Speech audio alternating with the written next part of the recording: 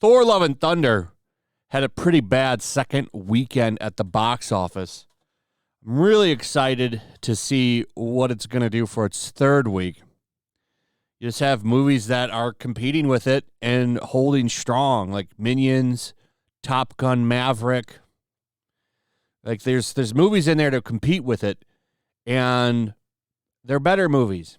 Especially if you're looking for a movie to take a family to. I think Minions probably, from what I've seen in the reviews, better to take a family to go see, because this movie is a mess. This movie's a giant mess. I think it was a little bit better than Multiverse of Madness, but that's not saying much, in my opinion. I know some of you eat it up, but I just am very disappointed in Phase 4. I think all of Phase 4 has been a massive disappointment. And I just don't see where they're going with it. I think Marvel's in a lot of trouble. I do. And the next movie coming up, I think, is The Marvels. And I've got some stuff to go over with that in a minute. But look at what I found from Polygon. Very upset about the representation in Thor Love and Thunder. And there was a lot in Thor Love and Thunder, actually, but they still say it's not enough. They're upset over Gore, the rock guy. Or not, what's his name? I forget the rock guy's name. But they're upset because there's a 2-second scene in the end where he finds a rock guy named Dwayne, and he has a mustache like he's out of the Village People. Apparently, that's not enough. Even though Valkyrie is like King Valkyrie in the movie, it's not enough. This movie did have a lot of representation in it, but it's not enough. It's apparently bait and switch. So Polygon's very upset. They're not happy at all. But let me tell you something. This goofy direction, making these Marvel movies the number one comedies in America, it's not going to go over very well forever. And apparently, they're doubling down on this, and they're going to turn The Marvels into a silly Billy movie. This movie is not going to do as well as people think it's going to do. I still find it funny that Brie Larson was demoted. She's no longer the star of her own sequel. You had to bring in Monica Rambeau and Kamala Khan to help prop her up because she's lousy in this role. I think this movie's going to flop. Now, it's tough to say because Captain Marvel 1, for some reason, made $1 billion. I really do wonder if this one is going to replicate that, because you see what happened with Miss Marvel. That show completely fell out of the top 10 for Disney Plus ratings. No one watched it. No one cared about it. And you had Brie Larson in that final episode. There was no hype for that. No one went back and watched it. Nobody cared. It's overhyped, I think. So I think this movie is going to do bad. I think the first weekend will be really good, and then it's going to have a catastrophic fall down and drop on its second weekend. So this is coming from Grace Randolph. So take it with some salt, maybe a cup of salt, not just a grain. But there's some interesting stuff here that she says. So Brie Larson is said to look too much like a skinny supermodel than a superhero, and it's claimed that The Marvels, a.k.a. Captain Marvel 2, is as silly as James Gunn's Guardians of the Galaxy, which follows the super silly movie from Taika Waititi with Thor Love and Thunder. James Gunn's Guardians of the Galaxy was nothing like the comic books, which saw Gunn make buffoons out of the characters, including that awful dance-off bro moment at the end of the movie. Likewise, Thor Love and Thunder bastardizes the concept of Thor and comes off much more goofy and silly than anything Gunn did, and is downright insulting and just plain stupid. I don't know how I feel about this. I like the first Guardians and the second Guardians. I don't really know much about those comic book characters. Never read Guardians of the Galaxy books. I like the movies, though, quite a bit. I thought the movies were fun. I also like the Suicide Squad movie that Gunn did as well. He's kind of got those movies down pretty good. He seems to do really good with obscure characters that nobody cares about. And Thor Love and Thunder, though, I do agree. That movie was way too silly. Really did mock the concept of Thor quite a bit. He just comes off as a moron in the movies. And, this is the dude. He's supposed to be a god. So, I don't know. I don't like the goofiness of the character. I think in Ragnarok, he was kind of silly, but he didn't come off as a complete moron. In Love and Thunder, he does come off as a moron. Regarding the Marvels being silly, which follows that post-credit scene featuring Brie Larson and the Marvels, more on that below, in her box office report about how the Thor Love and Thunder box office is more bad news for the MCU, popular, maybe, YouTuber Grace Randolph says she heard the Marvels is just as silly as Guardians of the Galaxy. I'd also like to add that there are non-Marvel superhero stories out there that are blowing our socks off. We got The Boys, The Batman, which are more serious and adult as Marvel gets more silly and family-focused. I just heard something about The Marvels, which was so silly that I was shocked it wasn't in the Guardians of the Galaxy movie. I was like, what's that doing in The Marvels? Yeah, this is actually a fair point about some of the serious stuff. I just watched The Boys. I watched all 3 seasons recently, and I thoroughly enjoyed that show. I thought there was a lot of interesting stuff in there.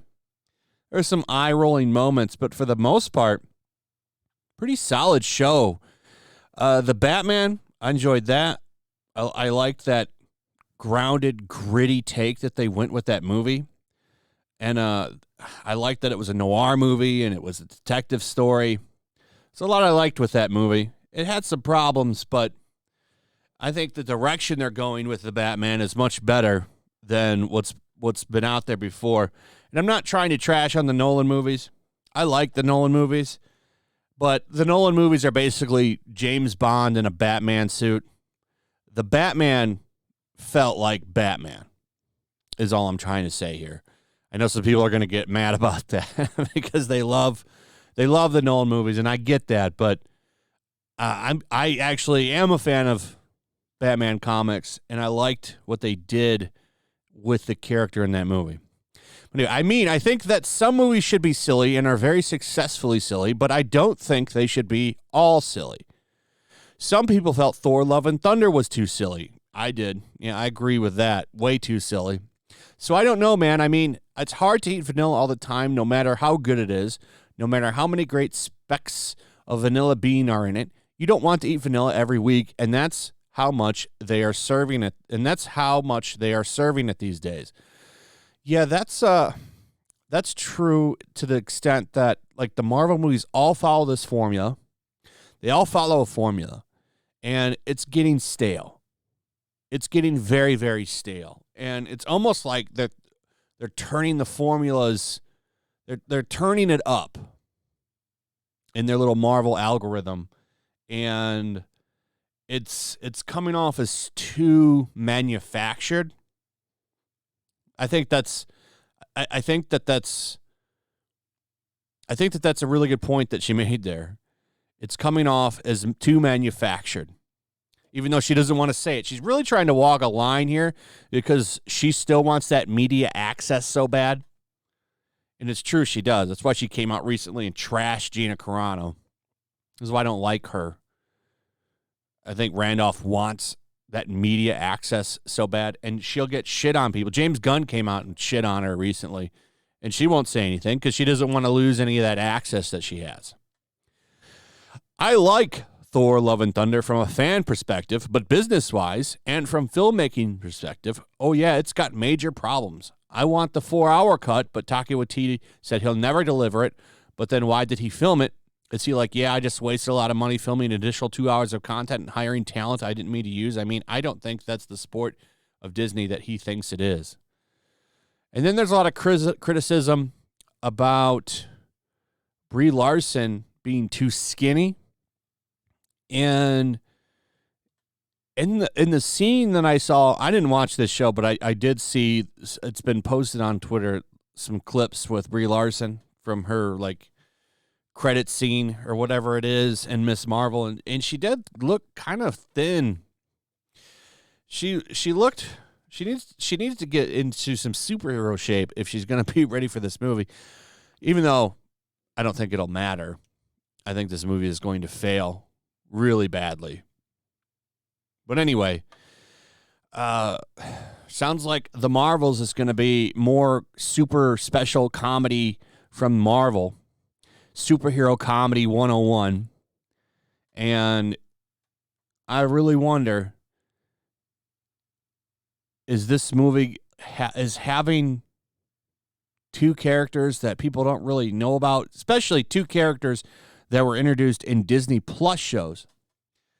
Because when Kamala Khan wanders into this movie, and same with Monica Rambeau, both those characters were introduced in Disney Plus shows. You had Monica, who was introduced in WandaVision, and for you to even know that she gets powers, you would have to finish that series, and I wonder how many people finished that series. And then you have Miss Marvel, a series that, didn't even stay in the top 10. Is that really going to prop this movie up? How much power does Brie Larson have anymore? It'll be a really interesting gauge because this is the kind of direction that Marvel wants to go with these types of characters. So if this movie is a spectacular failure, that's bad news for Marvel. Real bad news. Anyway, let me know what you guys think. Also, let me know in the comments if you think Marvel's going to survive. Like the video. Make sure you're still subscribed. Hit that notification bell, all that good stuff. And I'll see you guys on the next one. Peace. Make sure to check out my locals. There's a link in the description. It's a fun community that I'm trying to build over here. If you don't want to support me on YouTube, you can come over here. None of that money goes to YouTube. You also can just come over here for free. But if you are a supporter over here, I do plan on doing an extra live stream once a month and throwing links to the supporters so you can actually come on and have a supporter live stream with me. Also, it's a good place to catch all of my content. You don't have to worry about notifications like YouTube. They'll definitely work over here. So come check out my locals. Also, if you want to help support the channel, check out my Teespring store. There's a link in the description. You can find some merchandise in there that you might want to check out. Also, make sure to follow me over on Twitch. I do watch parties, play video games over there. They're always fun. Follow me over there and come hang out. Also, make sure you subscribe to YellowFlash, my other channel. There's a link to that in the description as well. I do a lot of live streams over there that I don't do on this channel. Usually smaller and a little bit more personal. So make sure you follow me over there and sign up.